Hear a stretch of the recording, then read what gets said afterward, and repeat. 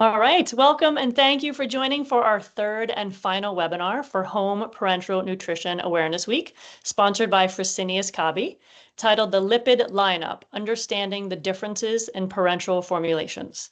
And today we'll also be continuing our webinar contest. So for all of you joining live, please stay on until the end for a chance to win some awesome Oley merchandise.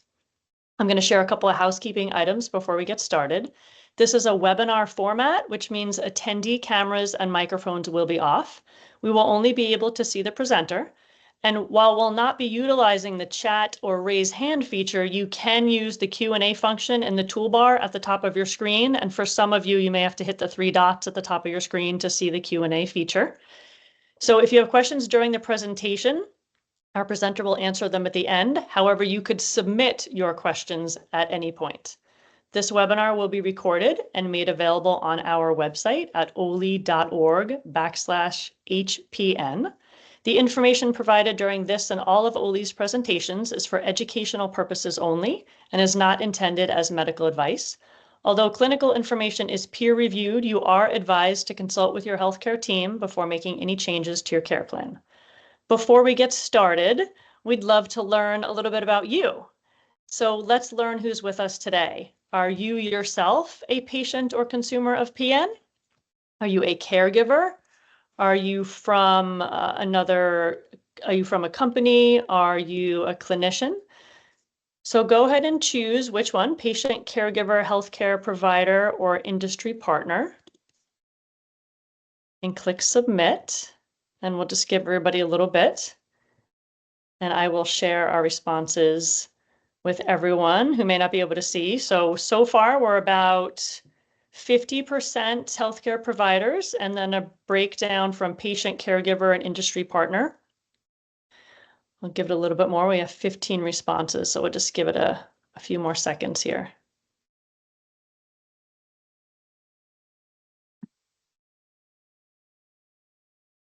All right, so we got about the same, about 50% healthcare providers, and then 12% patients, and 35% industry partners. And that's 17 responses, and I know more people are logging on now.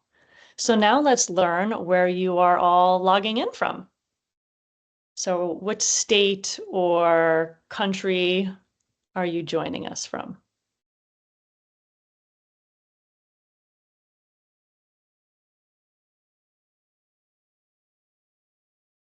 Wow, okay. California, Florida, Chicago, Dallas, Texas, Washington, South Carolina, Pennsylvania, another Texas.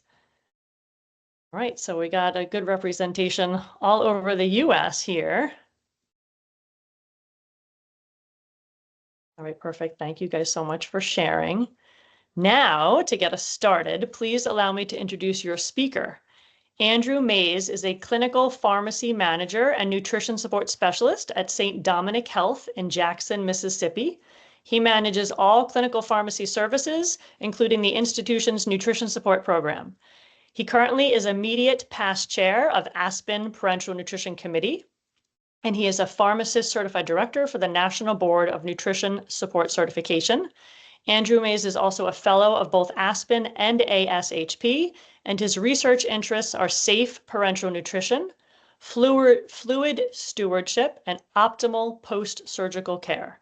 Without further ado, I'll turn it over to you, Andrew. Thank you so much, Tracy.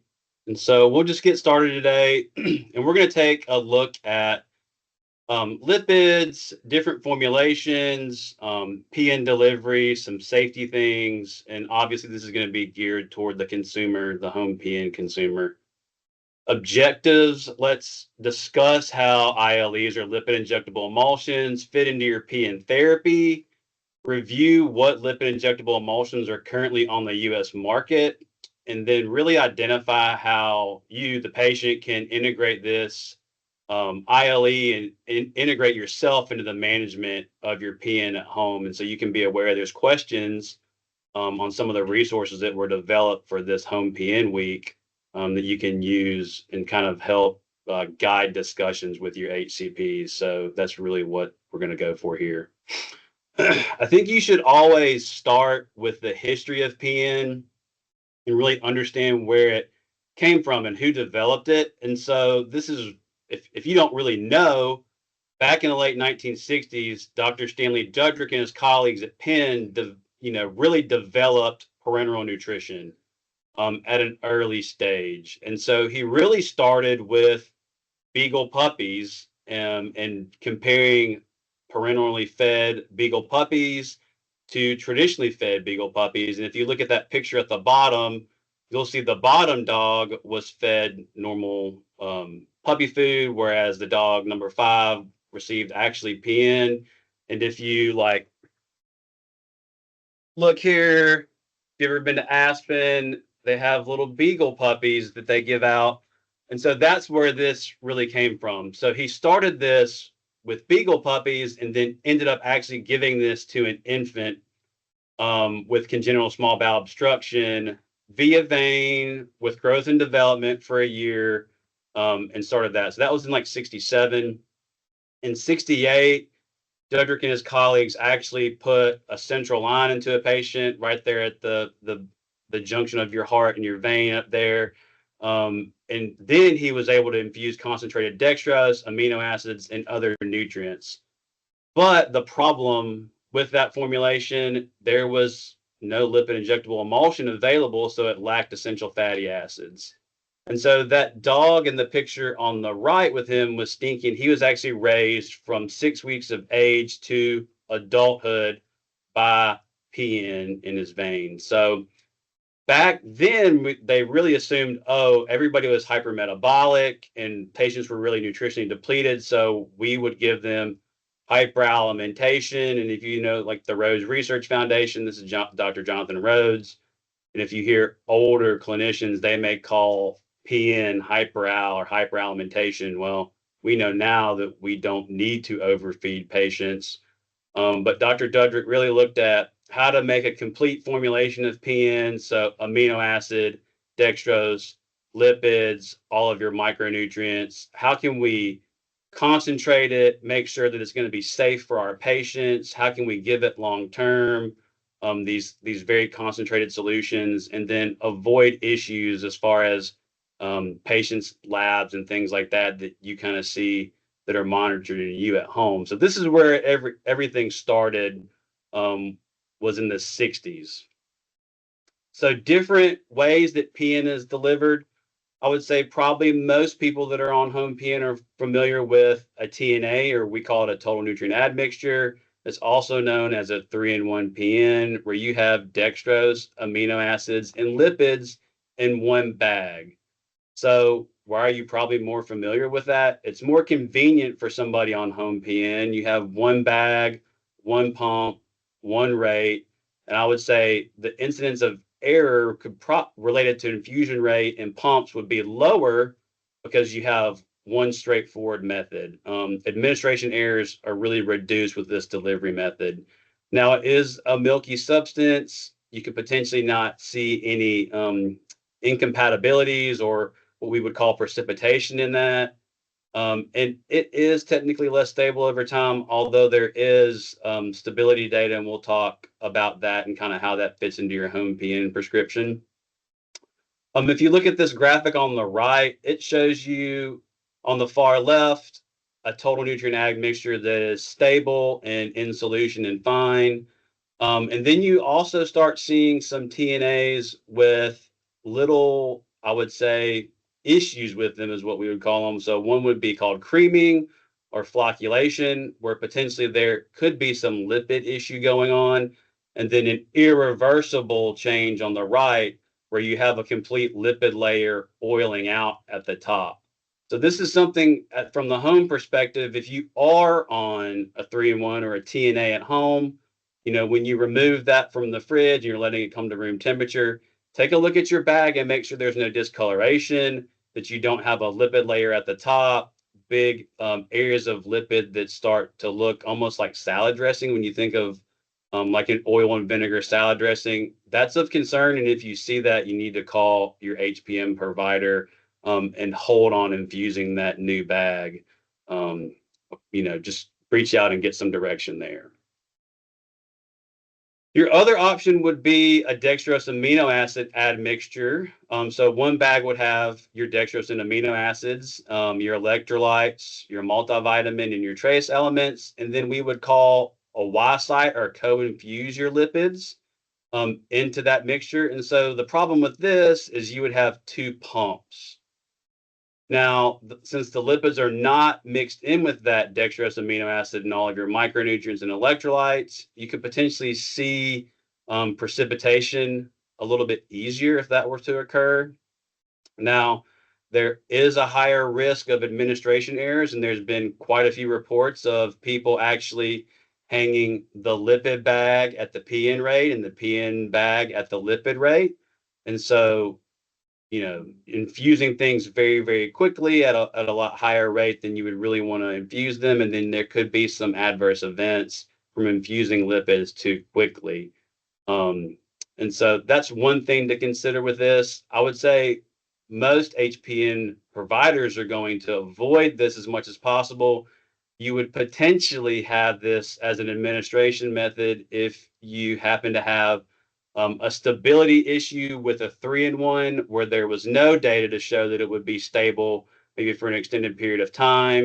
And you had no other choice from a clinical aspect, and you had to actually separate out your lipids to make sure that you're providing what you need as a patient on home PN. I would say that would probably be your main reason there. And then also, we'll talk about your filter here, distal to where this is co-infused. And then going back here, you would also filter this TNA. And both of these are now filtered with a 1.2 micron filter. And I would say this is the non-negotiable as far as PN administration. Now, we do have some manufactured products that come directly from some of our PN manufacturers. And so they're multi-chamber bag parenteral nutrition. And so Aspen defines these as a standardized, commercially available parental nutrition product that are formulations available from a manufacturer. And so these actually require fewer compounding steps as compared to a fully compounded PN.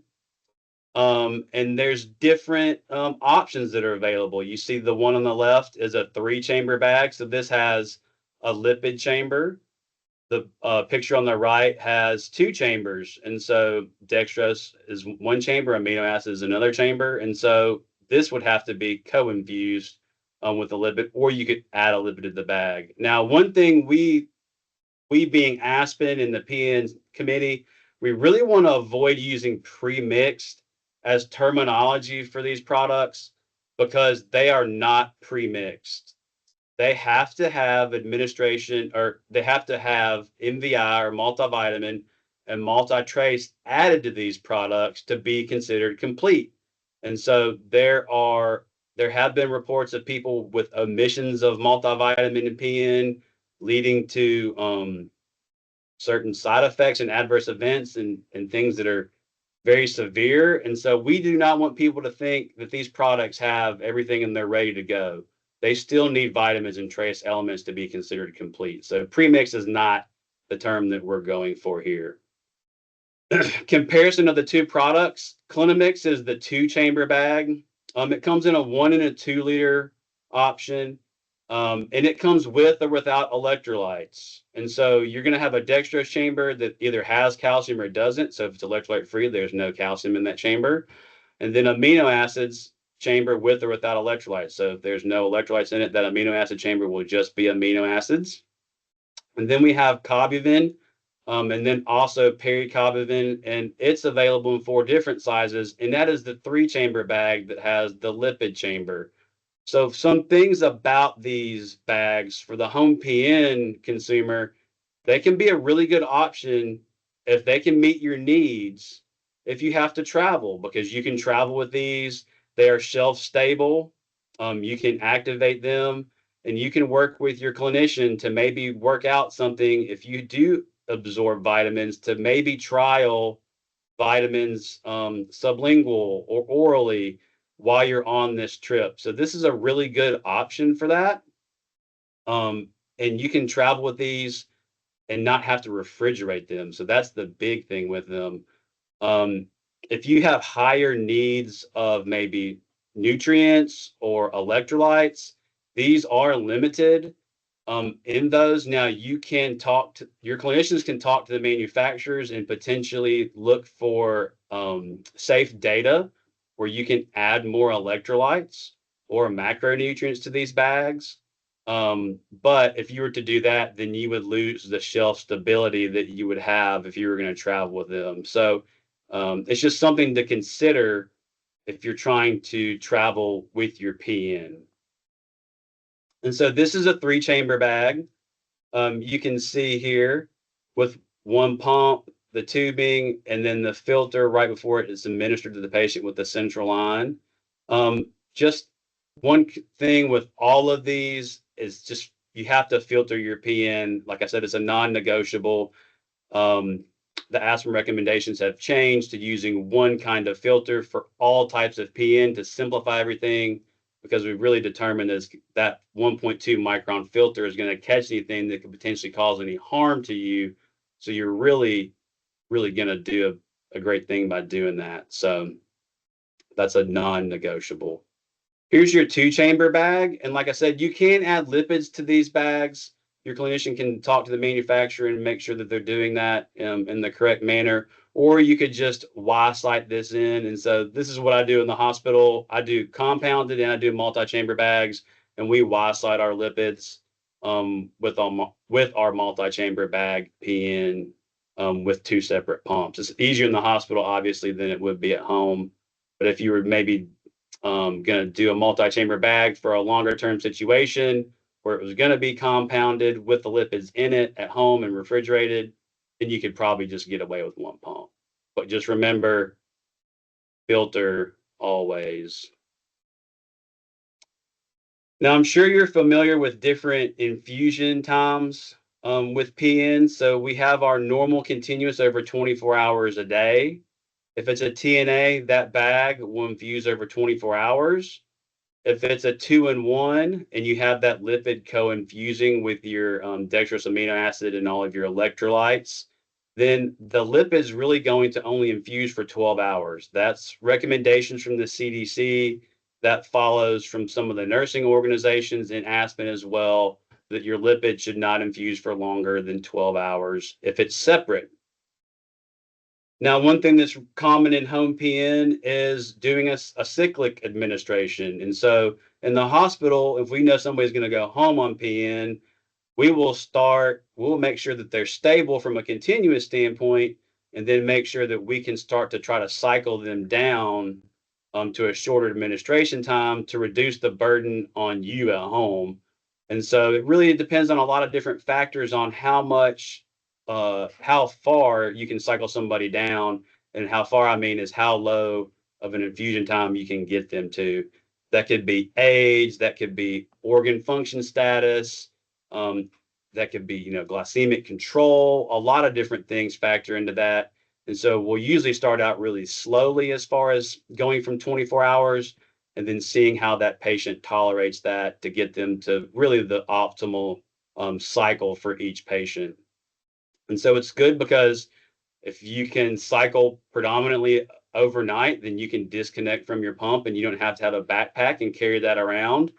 It could potentially reduce the metabolic stress on your body where you're not having a constant high dextrose infusion on your liver and giving your liver a little bit of break from that. But you're giving that same amount of fluid from your PN over a shorter amount of time. And you could also potentially, if you get to a really low rate, maybe 8 or 10 hours, you may infuse your dextrose at a rate that's not going to be the best for your liver, or you may get to a too high of a lipid infusion rate. And we have some rate limiting recommendations for lipid infusions. And so you really have to start looking out for that there. So the other issue would be if you have high losses, ostomies, fistulas, things like that. If you have a lot of fluid loss, you may require extra IV fluids during the day while your PN is not infusing if you are cycling. So every patient's different. everybody's PN prescription is going to be different, and everything that goes into that is going to be different. So you're just really going to have to figure out the best thing for your patient and work with your HCP as the patient. So why do we use lipids and PN? Few different reasons. I would say it's a calorically dense macronutrient. It's a good source of calories that you can provide and not provide a lot of volume as opposed to some of the other macronutrients.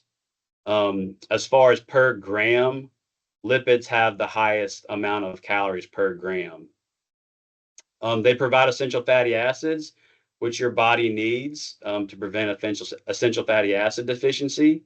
And if you're not taking anything oral, we have to provide those essential fatty acids parenterally through your PN. And then since we're able to essentially give maybe more fat calories or lipid calories, we could probably lower the amount of dextrose in your PN, which could potentially be beneficial for your liver in the long term and just optimize your macronutrient blend a little bit better. So what makes up an ILE? And so they all have different amounts of different fatty acids. So you may hear omega-3 fatty acids, people talking about that as far as like fish oil supplements and things like that, over the counter stuff. But these lipids are made up of omega-3, omega-6, and omega-9 fatty acids. And there's differences between all these fatty acids in the association with inflammation in that fatty acid group. There's also naturally occurring phytosterols, and those are essentially, they're similar to cholesterols from plant-based oils, and they could potentially cause liver issues because your liver just really doesn't clear phytosterols when it's presented with phytosterols over and over and over and over and continuously. And so there is some association with intestinal failure associated liver disease with phytosterol exposure. There's also alpha tocopherol. It has antioxidant properties, and it really varies based on the amount on the ILE, what's in the ILE. Some ILEs have natural alpha tocopherol, some have artificial. So that really depends on what lipid emulsion. There's also glycerol in your lipid emulsion, and that's an ingredient that makes essentially lipids more tolerable to the human body. It makes them easier to infuse and make sure that your body can tolerate them. And it also adds a small amount of calories to those lipids, because lipids are normally 9 calories per 1 gram.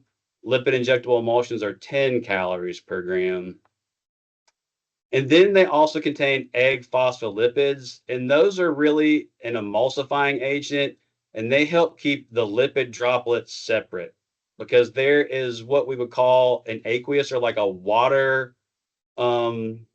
solution, which these lipid molecules or droplets are suspended in. And so you could kind of think of it as like an oil and vinegar dressing that's suspended.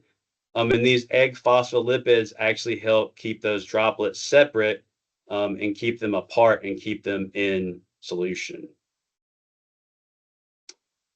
And so here's a quick comparison of US available lipid injectable emulsions. The left column is going to be your 100% soybean oil lipid emulsion, known as intralipid or Nutrilipid. Really, the maximum recommended dose for adults, it shows 2.5 gram per kilo per day, but most people will try to minimize soy lipid provision. The recommended adult dose is either going to be 1 gram if they're stable, or if you're in the hospital, probably seeing me, it's going to be more like less than 1 gram per kilo per day. We do have our newer lipid emulsions. So the second one would be SMOF lipid. It's a blend of soybean oil, medium chain triglycerides, olive oil, and fish oil, with a recommended dose of 1 to 2 grams per kilo per day and a max dose of 2.5 gram per kilo per day. We also have one of the newer lipid emulsions. Well, newer to the US as far as being available, I would say, between the blends and the alternative ILEs, just because they've been used in Europe for a really long time. We are just really, I would say maybe a decade ago, started using these in the US. So clinolipid is an 80% olive oil, 20% soybean oil ILE with a recommended dose of 1 to 1.5 gram per kilo per day with that same maximum dose. And then there is a 100% fish oil ILE, Omegavin. It's not FDA approved for adult use. It is a little bit less concentrated as far as calories per meal. So there's not any recommended adult dosing, but it is a US lipid emulsion. So really what goes into ILE selection by your clinician, I've kind of hit on some of these things, but every patient case should really be individualized based off your needs. And so what medical conditions do you have? You know, what else is going on with you? What is your indication for PN? What are your fluid needs? What are your calorie needs? What else is going on with you that we can take into consideration to make sure we optimize your PN therapy? Are you having any kind of oral intake? What are you able to absorb? Have you had studies that show that you can absorb things? Um, and so that we know, safely that you're going to absorb some essential fatty acids orally if you take them. Do you have any allergies? So these lipid emulsions contain oils from natural sources. So soybean oil, do you have a soy allergy? I've had patients that have had true soy allergies. What can we do there? And we'll address that question later on. The other lipid emulsions, the alternative ILEs, have olive oil. Some of them have fish oil. Some have MCT, which is derived from palm coconut oil. What allergy do you have? Can you tolerate these? Do we need to really work with allergy immunology to see what's going on as far as, hey, this patient doesn't absorb anything orally, would they have to be on intravenous lipids? What are we going to do as far as their allergies? Have you been on PN before? Have you been on it long term? Have you tolerated your lipids? How have your triglycerides been? What about your liver function? Has that changed on one lipid emulsion? Do we need to look at another lipid emulsion to change you to one that you may tolerate better? And that could maybe help that.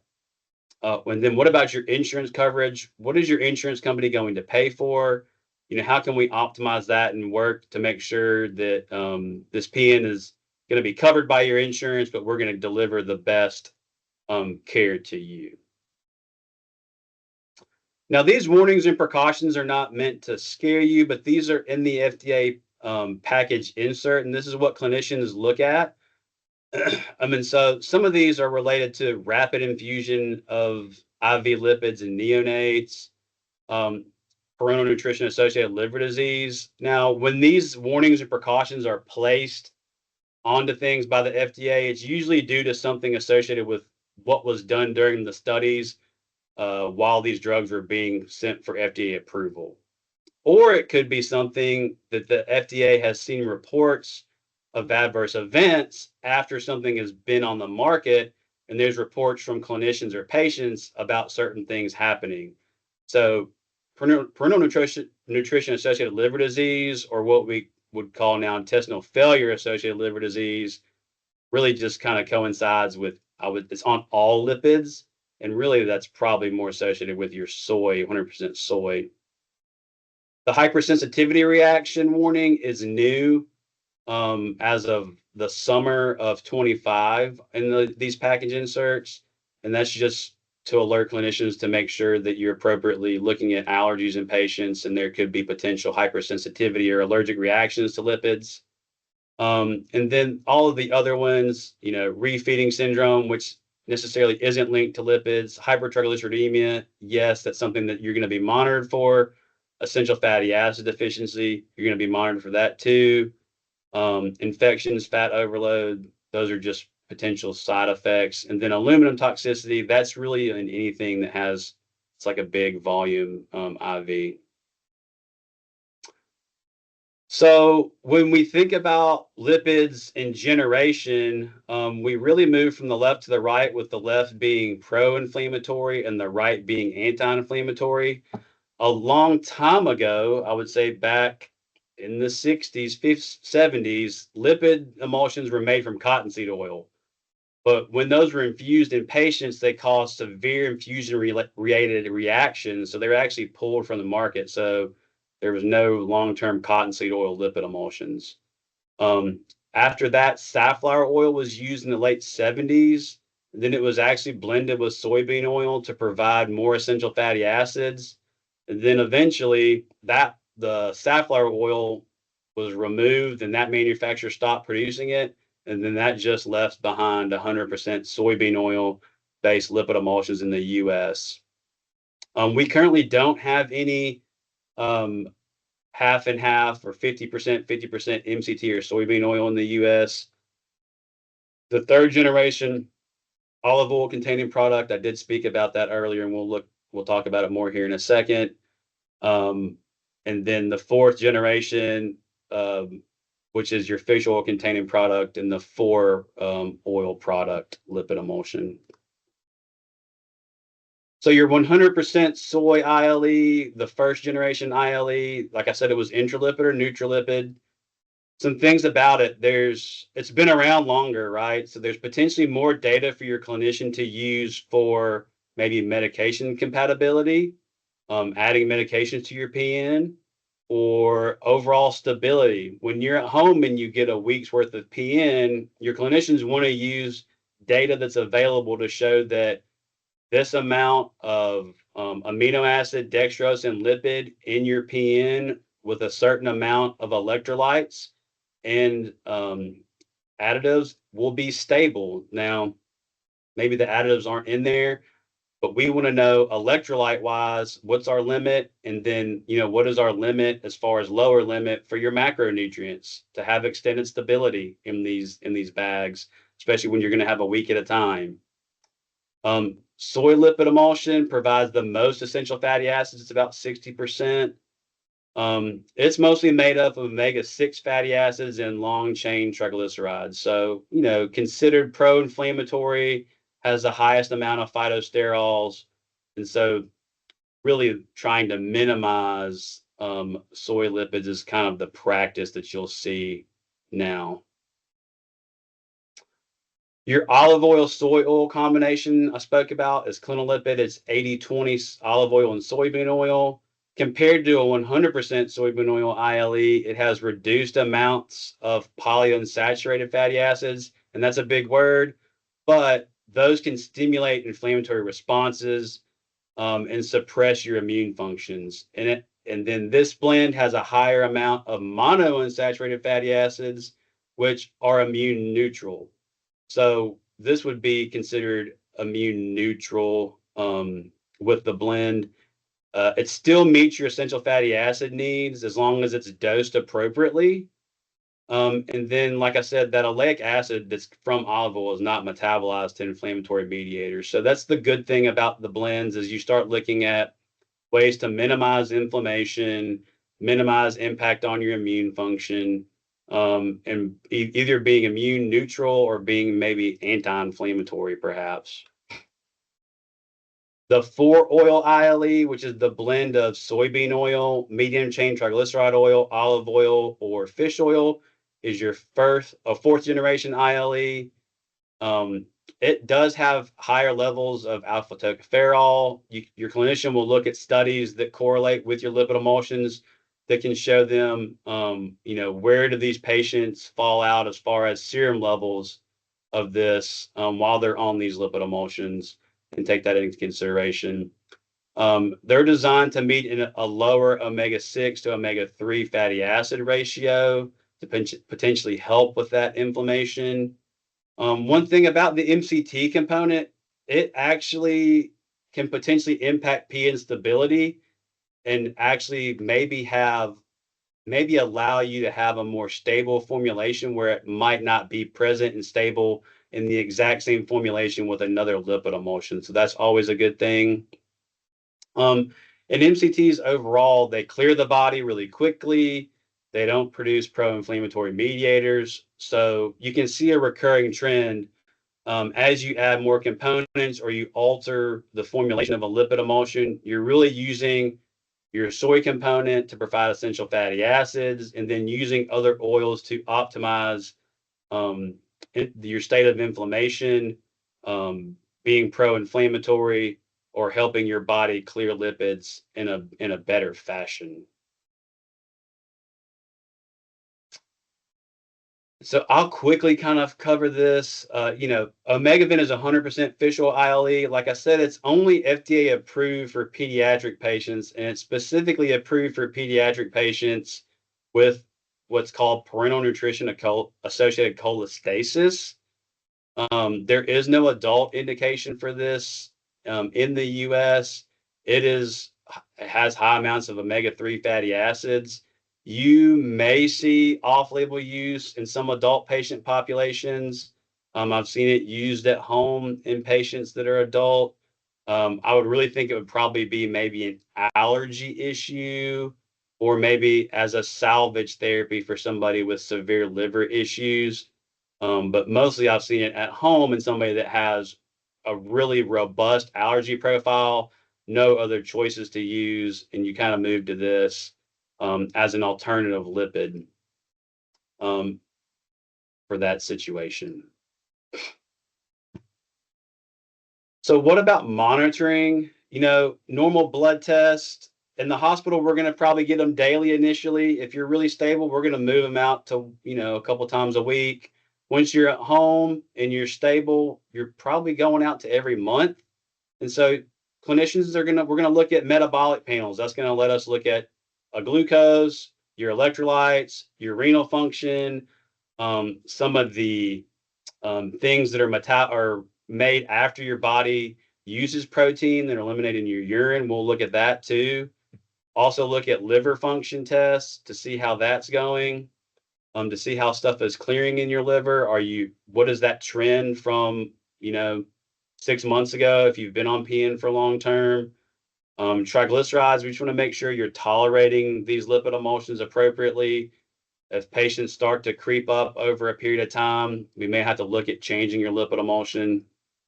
And then if you're really thought to be at, risk for essential fatty acid deficiency, you have signs and symptoms or something like that, then really looking at fatty acid profiles to move and look at kind of what your fatty acid profile looks like in your body, and to see potentially do you have an essential fatty acid deficiency. This is just some of the basic stuff. Obviously, most people are going to have some of your micronutrients reviewed once or twice a year.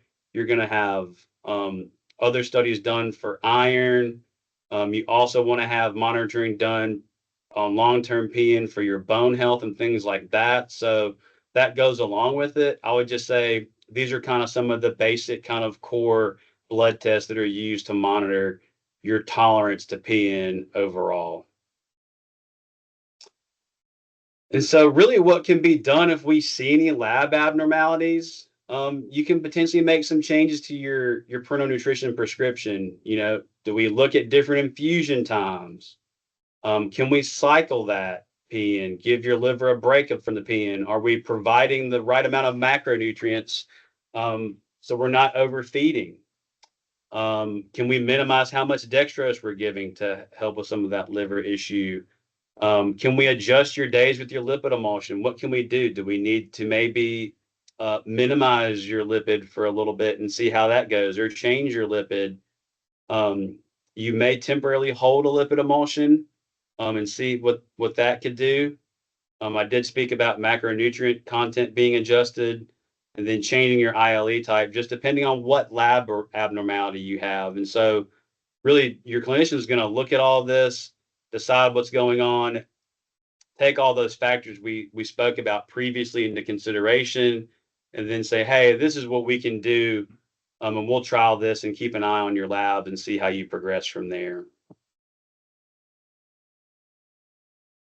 So this is in the fact sheet that I'll give you the link to at the end of this presentation. Here are just some questions that you can ask your clinician to educate yourself. And so as far as ILE, it's like, what kind of lipids are in your PN? Why was this chosen for me as opposed to another kind of lipid? How are these lipids contributing to my nutrition status? Why is this the best lipid for me? What about alternatives? How can you customize? what other lipid emulsions could potentially be used for my PN? When or would those be an option that are better for me? Can you tell me about the differences between the brands and types of ILEs? Where do they fit in my therapy? How can we use those, or do we even need to use those?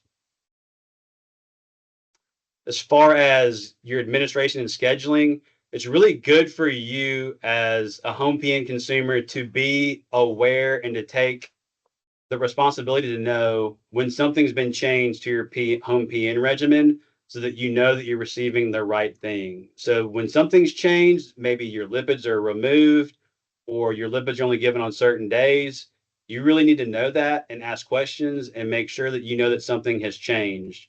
If you all of a sudden, receive a delivery and you're normally getting lipids every day and nobody tells you anything, and then you receive a week's worth of home PN and you only have lipids in 2 bags and the other bags have no lipids and you don't know why, that would be a time to reach out and just ask your clinician, hey, I see these bags don't have lipids. Can you tell me why?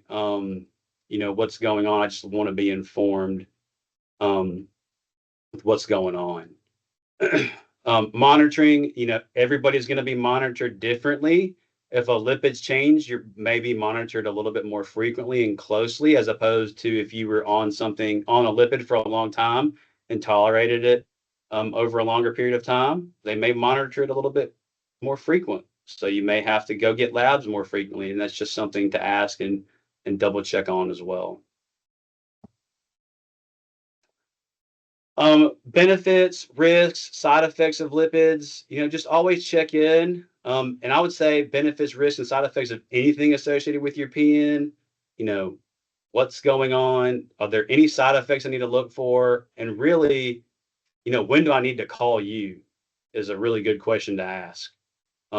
Most places, and Oley has some great resources too, and most home infusion companies will get you information as well to be like, hey, this is when you need to call home or call me and let me know as a clinician something's going on, and they can triage you and tell you to go somewhere appropriately.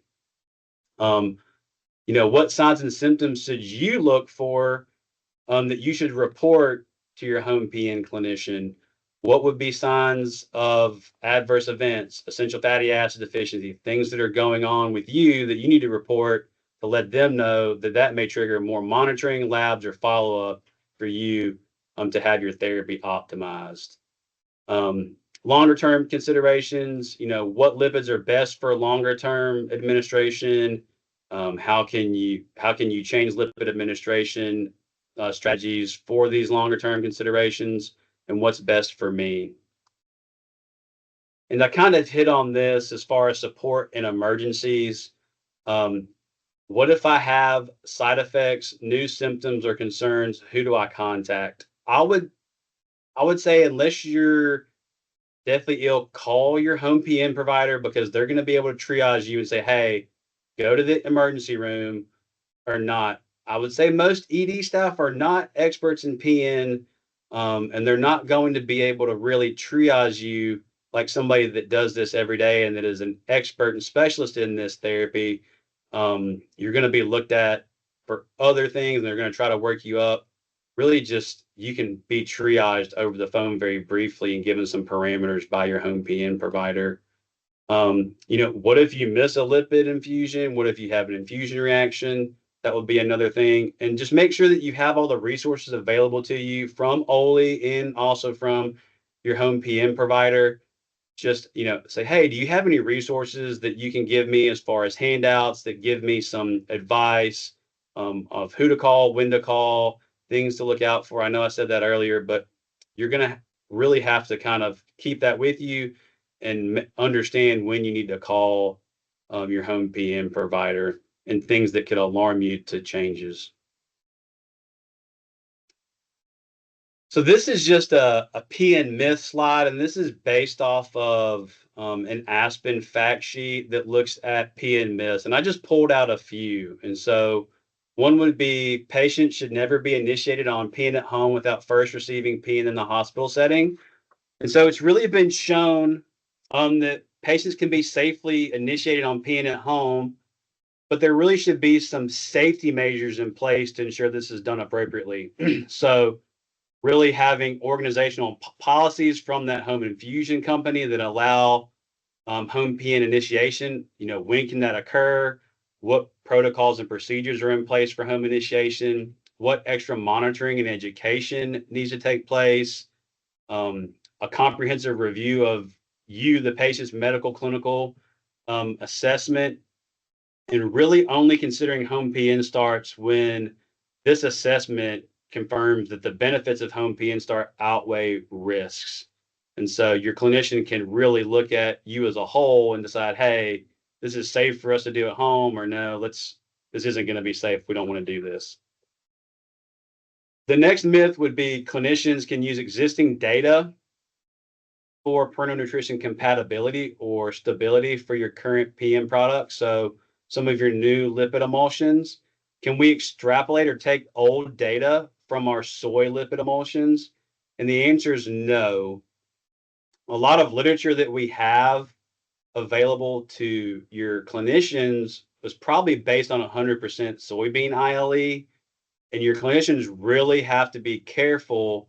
And really, probably the best thing is for them to reach out to the manufacturer of the lipid that they're using in your PN and make sure that they have the most up-to-date compatibility and really stability data for your home PN. And so your clinician can reach out to the manufacturer. They will put you in touch with somebody, and they have great resources where you can actually utilize that for your practice as a clinician.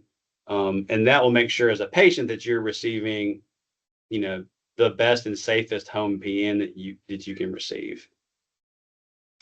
Another myth is filters are not required for home PN or any PN administration. And so, like I briefly said earlier, a 1.2 micron filter should be used for all types of parental nutrition, whether that's a TNA or a 3-in-1, a dextrose amino acid admixture with Y-sided lipids, or a 2-in-1, or even our multi-chamber bag products. Multi-chamber bag PN should be treated just as a compounded PN. It is parental nutrition. It is no different. The use of different size filters for 2-in-1s is no longer recommended. It's only a 1.2 for all types of PN. And the consensus recommendations were that a 1.2 micron filter are going to catch particles that are of high risk to you, the patient. And so that's why that recommendation was done. And also to prevent confusion of people using different size filters and putting the wrong size filter on the wrong line and things like that. Another myth would be that all ILEs are created equal. All lipid emulsions have varying ingredients. The dosing is different for each lipid emulsion. They may have different minimum dosing requirements to prevent essential fatty acid deficiency. The fatty acid content is different in every lipid emulsion. And then, like I spoke about, the stability and compatibility of your home PN is going to vary based off what lipid emulsion that your clinician is using. So I would say they're not interchangeable. So when somebody leaves the hospital and I'm communicating with the home infusion company, I want to make sure they're going home on the lipid that we've been prescribing in the hospital that I've been using, just to make sure there's continuity of care. If there's an issue with maybe an insurance or something that's going to happen, that can be communicated back. And if we have more time, we could potentially change them to another lipid emulsion in the hospital. We'll make sure that you tolerate it so that we can try to get rid of all these issues before you leave the hospital. We just have more resources here. And so it's just easier for us to kind of look at tolerance on this inpatient side before you go home. And then the last myth that I wanted to bring up, commercially available multi-chamber bags are ready for administration. So they are not ready to use. Those bags have a seal down the chambers, and so they do have to be rolled and essentially moved back and forth and agitated to activate the bag and mix the chambers. And then remember, they will require addition of multivitamin and multitrace, or you will have to take a vitamin supplement outside of that orally if you can absorb that if you're using this in like a travel situation. But we just want to make sure that people don't think these are complete off the shelf. They are not. And we're really trying to fight off the use of premix for multi-chamber bag parental nutrition. We just want to be cognizant of that. So I have a couple of questions that were sent in, and so I'm going to try to answer these. The first question is, what is the best ILE for PN-dependent patients? I kind of covered this earlier. You have to consider each patient's needs, clinical status, and other patient-specific factors to determine really the best ILE for a patient. I'd really say there's not one best ILE for somebody that's on home PN or PN dependent. Each clinician is going to take in all these factors into consideration before prescribing your ILE. Just think about PN as not a one-size-fits-all therapy. It's not like a blood pressure pill that you can go get a 10 milligram of a blood pressure pill, and there's 10 million people on 10 milligrams of this blood pressure pill. It is probably one of the only therapies in healthcare that is so customizable to each patient that we can adapt to each patient's needs. So it's probably really rare that your formula is going to work great long term for another patient. Just because of all the customization. There's so many ingredients in PN.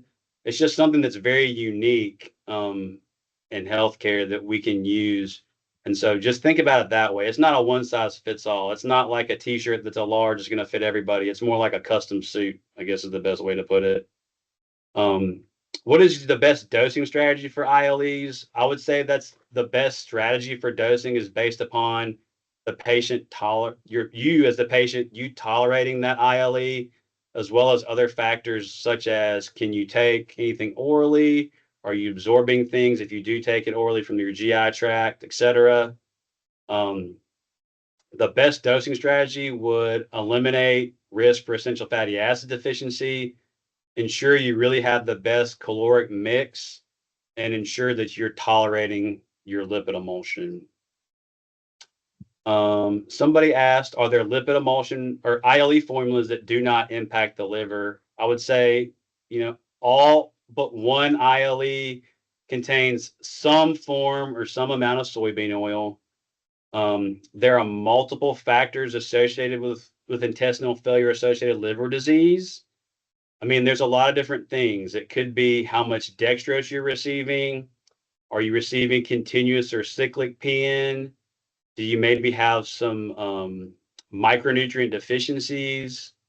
What's the dose or how much soybean oil ILE are you getting along with that phytosterol content delivered from your ILE? So your home PN clinician will really take all these factors in consideration when optimizing your formula. When you have intestinal failure, maybe they may restrict your soybean ILE. They may change you to one of the newer formulations. Ensure they're not overfeeding you or maybe even cycling. So there's some different things that can be done that if you do have liver manifestations that show up. How do you handle using ILEs in the setting of soy allergy? So if you're deemed necessary for ILE in your PN, this would be in the hospital. Clinicians consider giving a test dose. Maybe, like I said, working with allergy and immunology if you have a complex history of allergies. And really, this is going to be done in the hospital under supervision of a nurse, physician, and even a pharmacist. Like I would go with them to do this. And we would give a small amount of lipid emulsion initially, give a little bit more that would be the normal infusion rate that you're getting, and see if there's anything, if you have an adverse allergic reaction to that lipid emulsion. And some institutions have set protocols in place for lipid test doses there. So that's really how you would handle soy allergies. If you really had a soy allergy, you could maybe consider swapping to another ILE that doesn't have soy. But that would be your last line kind of salvage thing to do. Is there a cost difference to patients to utilize less inflammatory ILEs? I would say this is kind of a complicated question. I would say direct cost is not probably going to be seen as far as PN cost because the new lipid formulations are more expensive, some more than others, when compared to 100% soybean ILEs. And that just varies. What people pay, every hospital may pay different. It depends on a lot of different things like contracts, your home infusion company, contracts, things like that, purchasing agreements. It all varies. So cost difference up front for cost of PN may not be seen, but if you can really minimize some of the longer term side effects of giving 100% soybean oil ILE and optimizing your PN prescription, then yeah, sure, if you can potentially minimize that, then you're going to see some cost difference. And then obviously the impact on you, the patient, long term, as far as tolerating this a lot better than if you were on 100% soy ILE. And then somebody asked about essential fatty acid deficiency concerns with fat-free PN or lipid minimizations.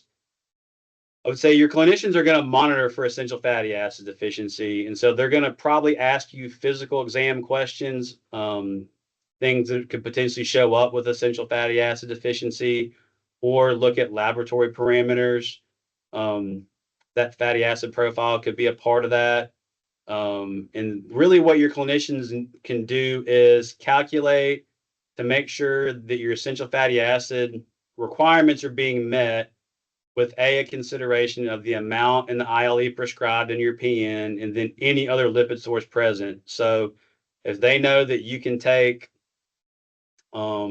X amount orally of this kind of lipid from this source, then they can really look and see how much essential fatty acid, which would be ALA and LA, that are in there to make sure that you're going to receive the right amount. And they want to make sure that you're going to absorb that as well. So that's what they can do. They consider how much you're getting IV or if you're getting any IV at all. And then also if you're taking any oral, can the combination of that, or if you're taking enough oral, can you really absorb enough essential fatty acids? So those were a few questions. If you go to oley.org/homepn, it will bring you to the webpage for HPN Awareness Week 2025. There's a toolkit right toward the middle of the page. If you look at additional resources, the third one down is the Parenteral Lipid Discussion Guide, which has the questions that I went over today, some of the other basic things, kind of a summary of items that we discussed today. And things like that. There's also resources for if your home PN is being transferred from one HPN provider to another. A lot of that's been happening recently. And there's a copy in English and Spanish as far as a transfer of care guide and then a transfer checklist. So if that's happening to you, that's very important as well. And so I guess like really in closing for the patients, I would really encourage you to talk to your clinician and make sure that you and your clinician are on the same page. I know that everybody wants to have a source of community, and whether that's Facebook or other resources to talk to other people that are on a home PN, but really your clinician is going to know your therapy the best. So use some of these tools to really talk to your clinician and ask them questions that you want answered. Because like I said, PN is not a one size fits all therapy. So something that may work great for a person 5 states away, they may not have the same indication, the same formulas. Everybody is different. It's like your fingerprint. So really just rely on your clinician too and start that dialogue, build that relationship, rely on them. I talk to a lot of people that do home PN and they are viewed and they feel like they are the easiest person to get in touch with for their patients that are on home PN, and they really enjoy that relationship. So I would encourage you to build that relationship with your home PN provider. And this is just references. Thank you very much, Andrew Mays. Thank you for sharing your time and your immense expertise with us. Thank you so much to Fresenius Kabi for sponsoring this webinar, and thank you to all of you for attending. If any questions were not addressed, you could email info@oley.org and we will get them addressed. Thank you, Andrew, for addressing all the questions that were submitted. The recording of this webinar is going to be made available on our website at oley.org/HPN. If you're not already, make sure you're following Oley's social media channels on Instagram, Facebook, and LinkedIn, and getting our emails. You can sign up at oley.org/join, and then you could receive updates about upcoming events. For example, tomorrow for Friday, we have our Home Parental Nutrition Awareness Week Consumer Conversations video being aired live at 7 p.m. Eastern Time. It's a powerful and very inspirational video feature with real life HPN community voices. So it's representing you, so the consumer, caregivers. So please join us. Register at oley.org/HPN. You won't want to miss it. And all events, in person and virtual, are always free to attend for those living with nutrition support. And for all clinicians on the call, we appreciate your help spreading the word for your patients. Thank you again to Andrew Mays, to Fresenius Kabi for sponsoring this webinar, and for also sponsoring the full week of home parental nutrition awareness. Have a great day, everyone.